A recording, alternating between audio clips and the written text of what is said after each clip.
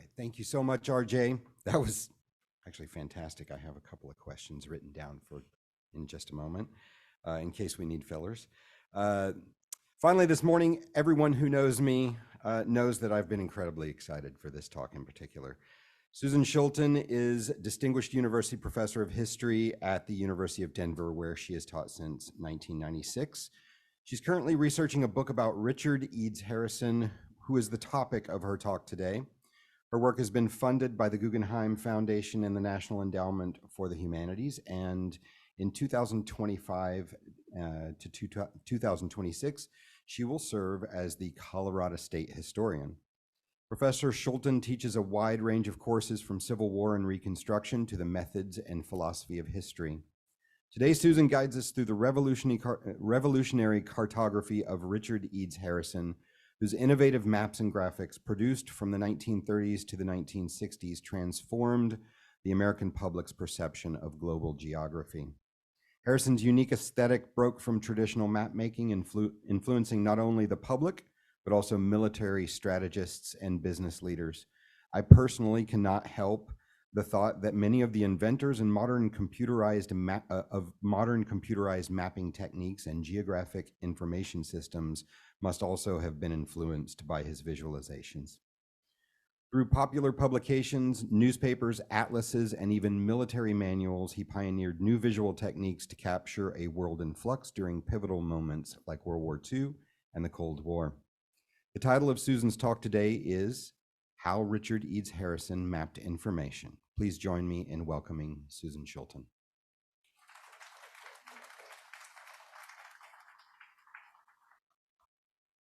Can you hear me all well? Yeah. All right, well, good morning. I'm thrilled and delighted to be here. Like Gilles, I'd like to thank our hosts, too many to acknowledge, so I won't belabor the point, but especially I'd like to thank Alex Clausen and Barry Ruderman, who along with David Rumsey have been extraordinary friends to those of us who've worked in the history of mapping and graphics and illustrations. It seems to me that more and more I rely on people in the trade and collectors to unearth items that I would never find on my own in the archives. And so I'm greatly privileged to thank them here. A special shout out to Christina Larson, because at the 11th hour just now, she brought our special guests, which I didn't tell anybody about because I was too afraid of the traffic across the bay. But it gives me a great pleasure to let you all know that Richard Edes Harrison's son, Samuel, and his wife Donna are here. They live in the Oakland Hills. And I want to acknowledge them, not just because I know that you'll all want to ask them questions and talk to them at the coffee break, but like the others that I mentioned, it's Samuel Edes Harrison who has been such a great friend to scholars of Harrison's work, who has so generally allowed us to get around some of the thorny issues that bedevil those who research in time, life, corporate work and get around copyright. So as I work through this new book on Richard Edes Harrison, I just want to express my deep gratitude for all he's done in the 30 years I have been researching his father's work. So with that prelude, Stace sort of did a nice job for me in setting up what I'd like to make very clear to you, that in my view, in the view of some of the others who are in my little habitat, Richard Edes Harrison might be the most important and influential mapmaker of the mid-20th century in the United States. There are certainly many others who probably had a greater level of academic esteem, but there is nobody who is more sought out in the 1940s and 1950s than Richard Edes Harrison.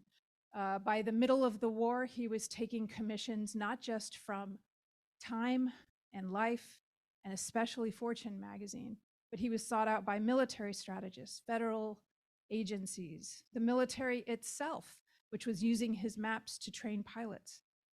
Students, both in K-12 education and also increasingly in universities, where he was sought out to come teach drafting and map design. And the things he was most proud about, if you read his papers, is the esteem that he was given by academic cartographers and geographers themselves, who initially were quite skeptical about some of the images I'm going to show you, but who quickly saw that it was his ability to go right to the thorny problems of communication, to be able to convey very, very complex map problems to a very wide audience that won their admiration. Finally, there was no more powerful journalistic cartographer than Richard Edes Harrison. And you'll see in just a few minutes about why that's the case. I know most of you are familiar with him, so I won't go. There we go. I thought I was familiar with him too. I was fortunate enough to interview him in 1993 in New York, shortly before he died. And I've been working on scholarship around him in discrete areas, discrete publications since then. Even that, as I went back into the 19th and the 18th century, I've now come back to it. But the discoveries I've made in this new round of research have really humbled me, and they've made me realize that to understand the way he was able to communicate geographically and cartographically, you have to understand something that he told me in 1993, but I'm really beginning to understand now. And when I conducted that interview with him, it was very difficult for him to speak. He had a tracheotomy. But in the middle of the interview, I said, I'd like you to sort out for me what you think are some of the most important works that you've done as a cartographer. And at that moment, he stopped the interview short. And he put down his pencil and he said, I am not a cartographer, I'm an artist. And I sort of laughed it off. I was super nervous. I was a graduate student. I thought maybe I had offended him. But it turns out he was trying to convey something to me that I really only came to fully understand this year. And part of the reason for that has to do with some of the people in this room, especially Benjamin Bennis, whose new work on Herbert Bayer has drawn me to understand how crucial principles of design were in forming this generation of artists that become cartographers and map makers in the 20s and 30s. And so what you're looking at here, I've given you a minute to let it sink in, is a photograph that's taken exactly a century ago. And in 1924, just after Richard Edes Harrison graduated from Yale College with a degree in zoology, he remained a passionate bird watcher his entire life. He went to work for institutions that no longer exist. They were called ateliers, and they were loosely attached to architecture firms, and they were the way, before architecture was professionalized in academies and universities, they were the way that young men entered that profession. And you'll notice a few things. This is their annual dinner in 1924. I've read drafting journals. These were quite raucous affairs, often got out of hand. That was the entire point, I think. Very much a male space, as you can see. Women were not generally part of ateliers. And there he is, number 27, right? I've made it a little larger for you there, with his hand gripping what looks like a bottle of some sort of alcohol. I show you this because that 3-year experience in the atelier was very formative to him.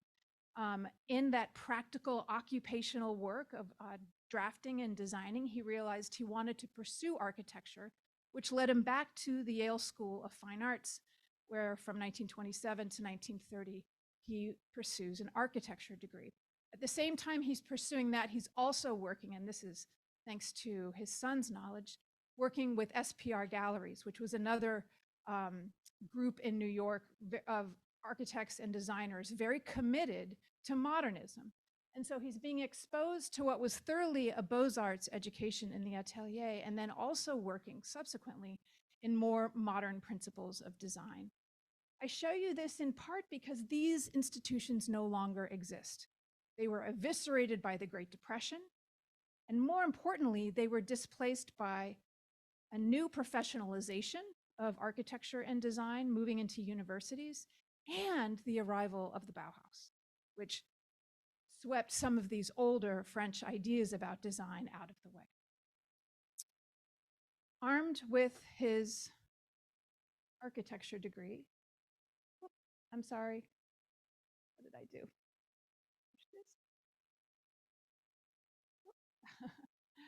That is a very sensitive mouse. There we go. With his architecture degree in 1930, he obviously graduates into the depth of the Great Depression. And as he put it to me in that interview, he spends his time at an industrial design firm, making very, very useful objects and infusing them with beauty. And he said, I remember at the time he said, it was whiskey, bottles, and ashtrays. Those were the kinds of things I was making.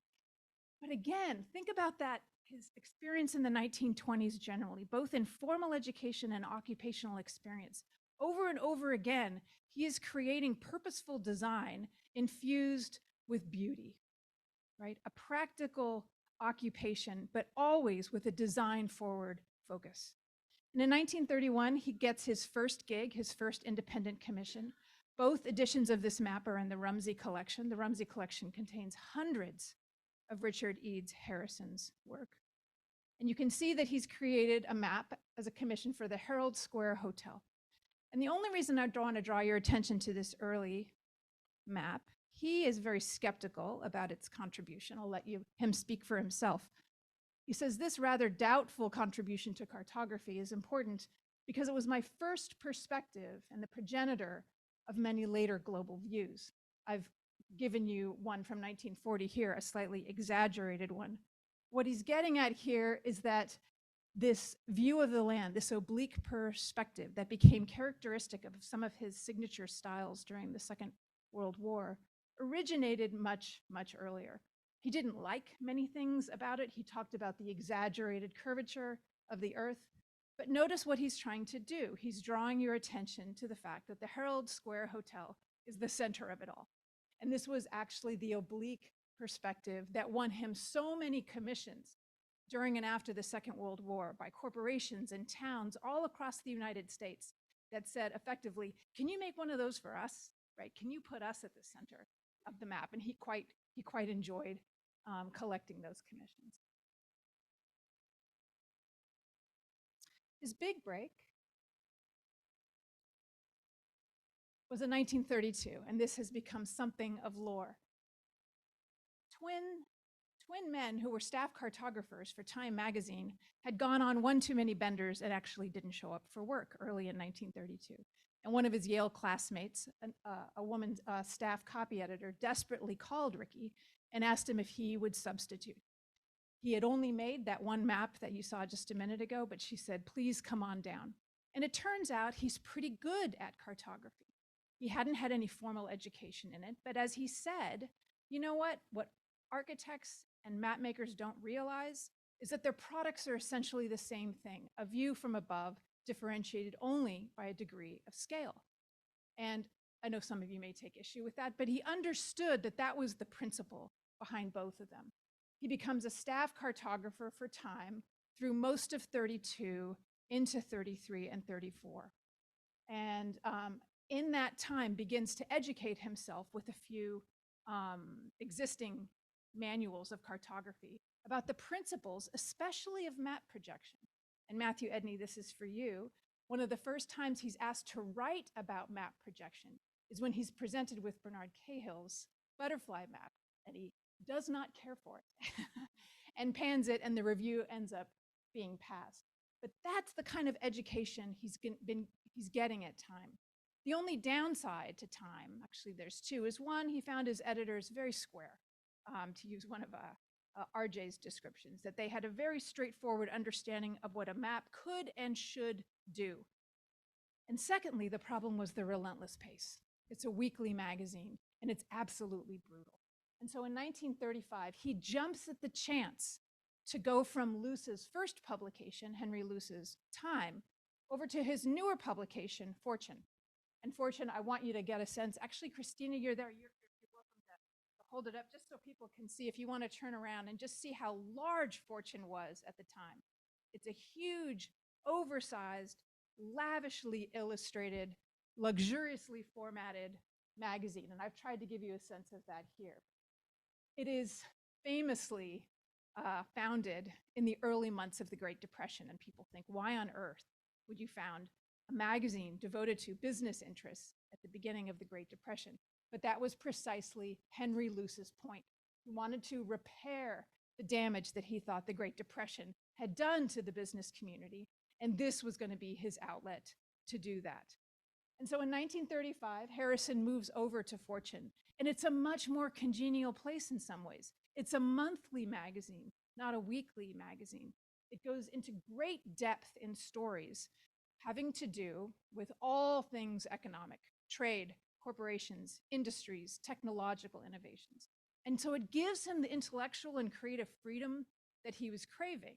But he's also pretty aware that Henry Luce's ideology, right? This is a guy who's very, very much committed to an American free enterprise system exported around the world. that also is going to inform some of the work that he does. And that's one of the points I want to get across to you. First, the degree to which his design education infuses his work.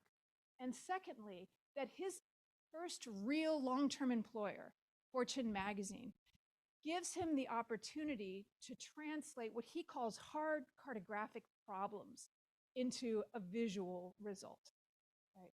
And to do so in a way, in a period where there are massive shifts happening: economic catastrophe, global and deepening political crises abroad, and also ongoing technological revolutions. And he thinks about those problems with a tremendously broad, creative lens in a way that his editors are actually thrilled by, right? That he has a very different understanding of what a map is or could be.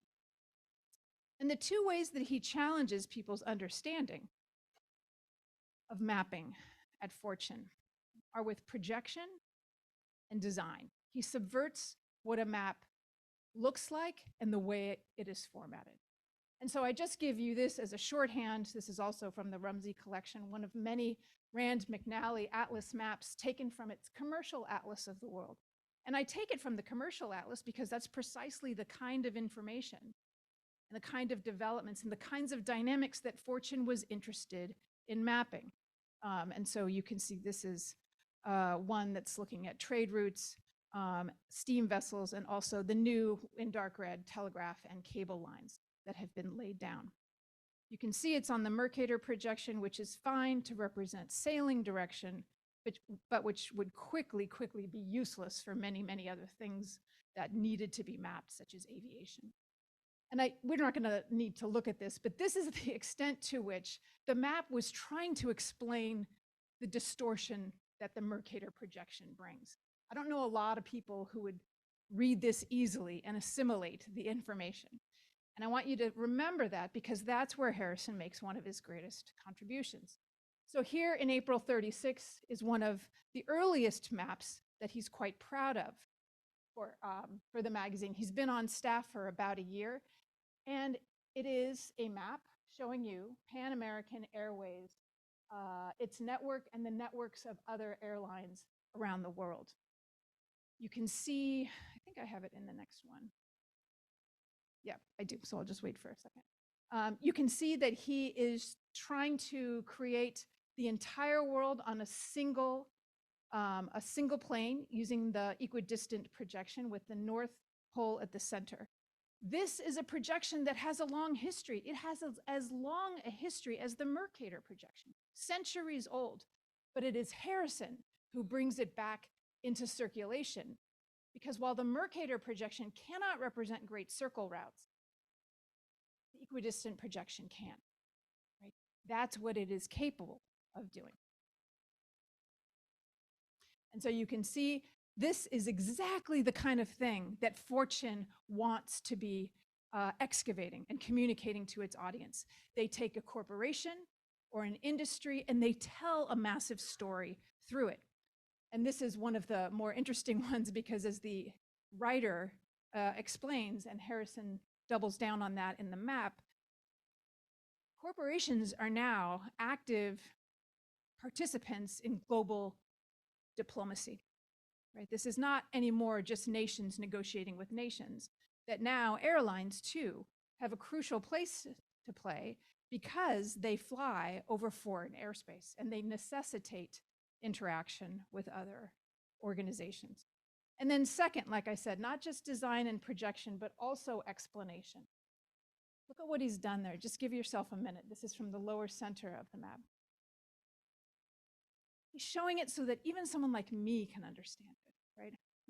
Someone who's struggled with math, doesn't have his love of geometry. Time and time again, it's that ability to capture an intuitive sense of perspective, of the world, of distance that wins him an increasingly loyal following, an increasingly loyal readership.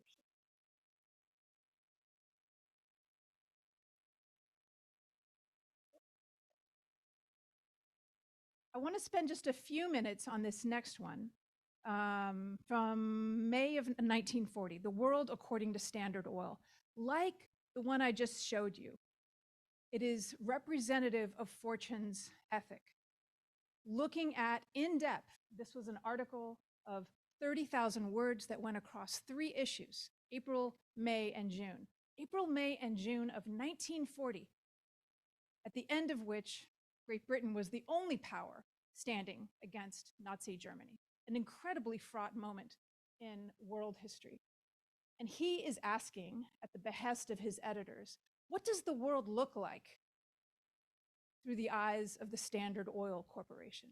When corporations are now almost as powerful as nations, and in many cases more powerful, when they operate in 50 countries, when they operate multi-billion-dollar budgets, how do we make sense of the world that they see? And so what Harrison did here was to give you a sense in what's called the oil drop projection, right? Sort of cutesily there. He's giving you a sense of the size of the tanker fleet in each of the nations, each of the major nations where Standard Oil operates. And you can see the little legend up there, again, using icons to help you quickly understand in a very apprehensible way where crude oil is coming, where it's going to be refined, and then where it is transported. And I've given you, I think I've got a detail here. To give you a sense of what is now happening and what may very well soon happen. I want to pause here just because this is where Harrison's views and his employer, Henry Luce, converge in a very important way. At exactly this moment, Henry Luce has proclaimed the American century. Perhaps overly arrogant, right, if there ever was a claim. But what he means by that is that the future is going to be one where the United States is at the center, not just economically, but militarily, culturally, and in other ways. And so in that sense, Harrison could not have been more on board because of the lingering role that isolation played in the United States. So there were many ways where Harrison diverged from his employer. Perhaps the uncritical lens that they sometimes put onto economic monopolies. So this is a 3-issue series on Standard Oil, which is a behemoth even after it's been broken up by the Supreme Court. But ultimately, Fortune magazine says, well, Standard Oil is doing a better job of organizing the world's oil supply than the federal government would. It's that old kind of explanation. Harrison's not necessarily on board with that, but he is deeply concerned that Americans are in a kind of isolationist coma that is reinforced by this myth that they are separated from the world by the Pacific and the Atlantic. And that's where he turns his most urgent attention in 1940 and 1941. So the last map I'm going to show you is one that he produced in the spring of 1941 to accompany Fortune magazine's devotion of an entire issue, and it's the issue that's back there if you'd like to look at it, an entire issue urging Americans to essentially wake up and to see that the crisis abroad is their crisis. This is just a few months after Lend-Lease has been passed, which was a very tight vote, in part because Charles Lindbergh had galvanized so much opposition to American Lend-Lease, but it does pass. And in the months afterwards, there is increasingly a fraught situation, in part because the Nazi-Soviet pact has not yet broken. And so Americans are entering into a world of Lend-Lease that is very, very uncertain. The dark orange lines, and I'll give you, here we go, just to give you a sense of, oh, sorry, just if you didn't connect it, because it's been a while, this is the same projection, slightly fudged, so as people not to get too freaked out about the distortions of the southern latitude. Same projection as the Pan-American Airways. So again, reintroducing that equidistant polar projection. This map and the variations that he issues during the war is perhaps his most powerful contribution to wartime cartography. The US military orders tens of thousands of copies to send to men abroad to help them understand and gain a more flexible sense of world geography. But here we can look at some of the details. Again, trying to convey to people how a map actually works and the profound realization that he made when he was a young writer at time, a young staff cartographer, that every map lies. He's not looking to substitute one projection for another. What he seeks is a more flexible understanding of geography. And that, I think, is in part why he moves around in terms of his artistic perspective and projection, always adopting new, trying things out, like that oil drop projection. He throws whatever he can onto the wall and sees what sticks, in part because he's trying to get us more flexible in the way we understand the world abroad. So you can see how he explains it here. You can see the little legend there. And also his editor's words, but words that he actually quite shared. We've got ourselves into this situation. The sooner we can figure out that this is our responsibility, the better. I quite like the way his own very irascible style seeps into this. So he's given us a sense of the world and the alignments within it, between the Axis all the way to the Allies. And then at the bottom, truer words were never spoken. The situation is as of July 7th, 1941, and is subject to change without notice. By the time this had gone to print, Nazi Germany had invaded the Soviet Union. So I show you this to bring myself to the close of this, and that is that there is, for me, an unparalleled opportunity. And that is, before he died, Richard Harrison made sure that his entire collection of papers would go to the Library of Congress.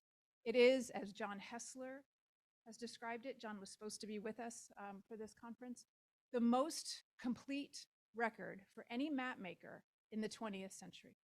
Not just because it has a complete run of his correspondence. He was very careful to save the commissions that he had, the letters, the course syllabi for things that he, when he taught courses on drafting and others. But also, for me, the mother lode is that he saved all his sketches, all his tear sheets. And so what we have the opportunity to do as historians is something that for many of us, I know you share my excitement here, because the history of cartography can be a black box. We don't know always what the role is of the drafter next to the editor, next to the employer, or the color artist. And these sheets give us a way to actually think about where Harrison is bringing a certain kind of vision. And quite often, he leaves us annotations to remind us where he's coming up against opposition and resistance from his editors. So it's an unparalleled opportunity for me. So here's an early tear sheet for One World, One War, The World Divided I just showed you. Just to give you a sense of what we looked at, right? He's playing around with how can I explain that complicated projection to the reader that ends up being the girl with the twirling skirt. He's thinking about that. He's thinking about how to explain distortion. The further away you get from the center of the polar map, the more the distortion is unacceptable. And he finds a very simple way, a semicircular way, RJ, to think about how to communicate that. And then I love this when he's playing with what he knows will be standard language and where he's trying to think of different ways to convey that information. Yep, here's just the second iteration for you. You can see more, and you can see at the far right where he knows his editor, Mitch Davenport, is going to want to weigh in on the map. And I'll close here just to give you a sense of what he's sketching out and the finished product. I know we're at time, so I'll just conclude by saying that what I think this gives us an opportunity to look at is the way that, ironically, it was the absence of formal training in cartography that made Harrison such a unique contributor to the 20th century map. It was immersion in design and art and architecture that gave him a very particular voice. And then finally, it occurred to me last night, it's not that the art enhances his ability to make a map. The art is what makes the map possible for him. Okay. Sorry for going on, but thank you very much.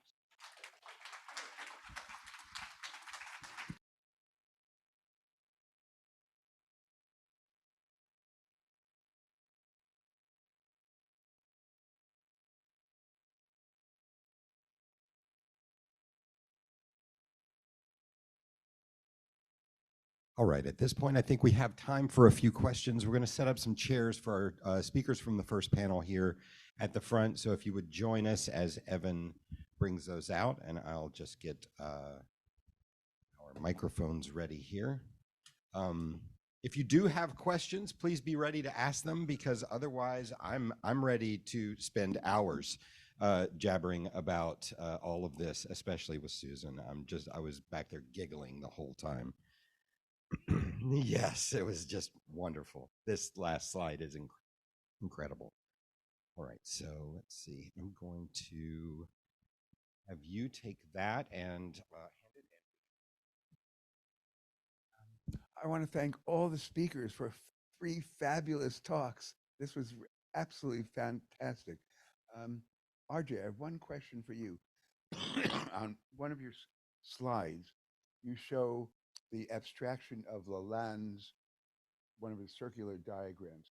And the title is Rose Thermometrique. And I'm just wondering, was that the first instance where the term rose diagram was used?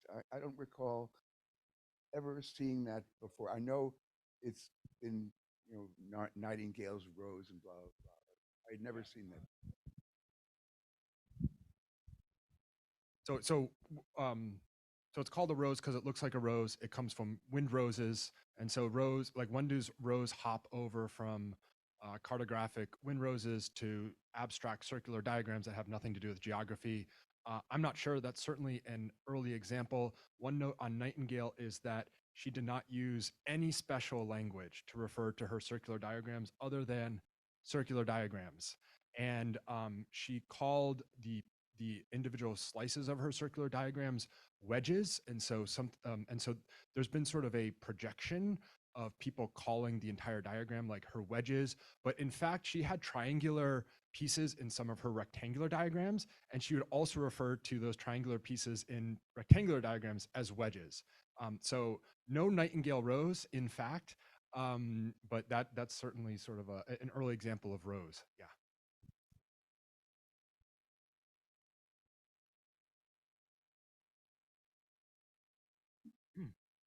Hi, this one's for Susan. And I wanted to add one element to Rick's education, and this has probably occurred after he got his job as a cartographer. And it shows up in very roundly in what you spoke about. There is a publication, and I kept my eye peeled throughout the when we were cleaning out the house. I never found it, but there was a publication by the U.S. Geological Survey about projections, and he may be the only person in the world ever read it. He based all this on being able to digest and reproduce those ideas. Yes, I do know it, and I bet Matthew does too.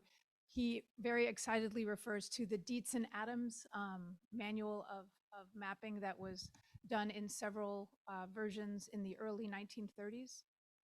And one of the crowning moments of his career, he records, is when he got to meet Oscar Adams. And Oscar Adams says, "I love what you do." And he says, "I love what you do." Anyway, it's a very, very simple and straightforward manual about map projections. And he found it cut through all of the academic, mathematically laden kind of guides that were out there and simplified things. So he considered it a kind of Bible for his education, which, as you noted, was that first year when he was at Time magazine. That was his kind of his way of learning. Does that answer your question? Yep.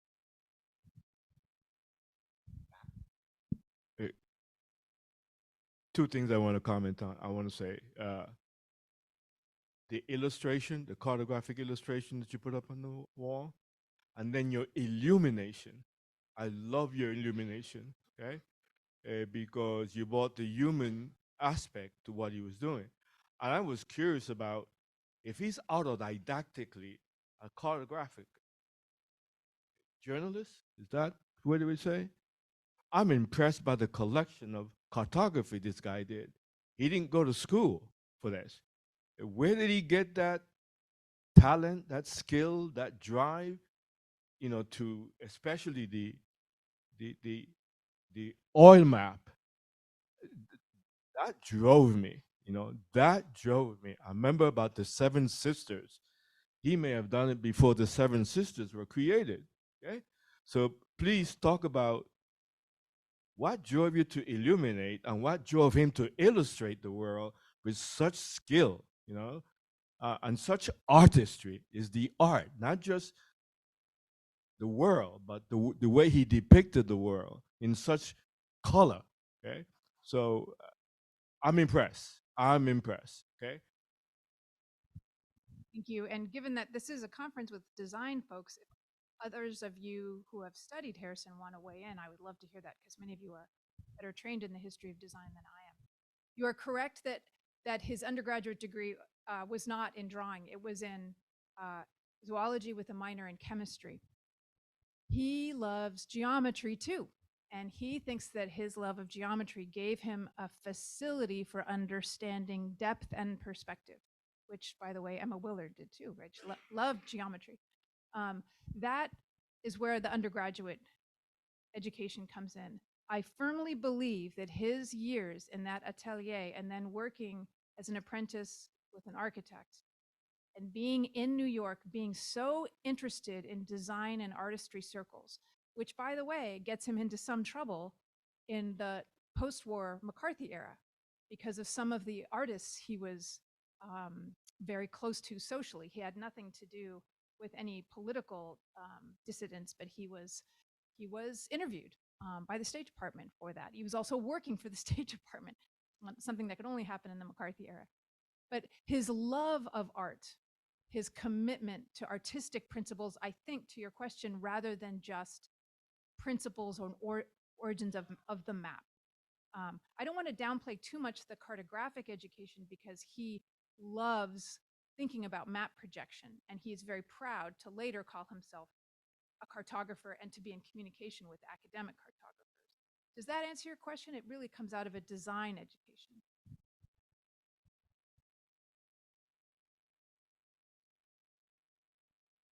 What I did?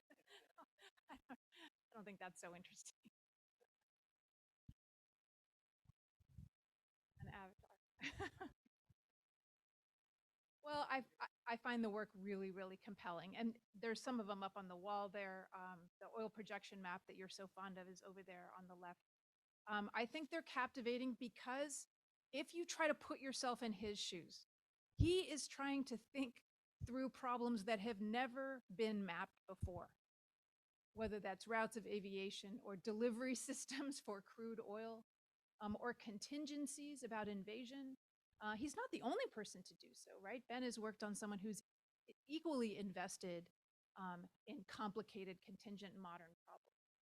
But that, to me, is what keeps bringing me back to him over and over again, is to see such beauty in such complicated ways of solving problems.